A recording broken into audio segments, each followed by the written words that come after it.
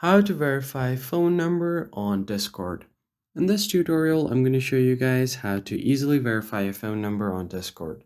First of all, open up the application by tapping on it. Just make sure that you are logged into your account. Then you'll find the U icon at the bottom right corner of your screen. Once you head over there, you can find the settings icon or the gear icon at the top right corner of your screen. Then, once you land on the settings page, you're just going to have to find the account settings right here and head over there.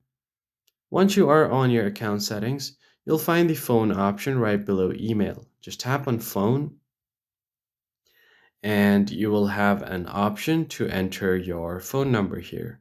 So simply go ahead and enter your country code and enter your phone number.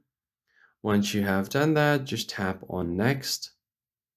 And if your phone number is valid, it will send you an OTP code on your device.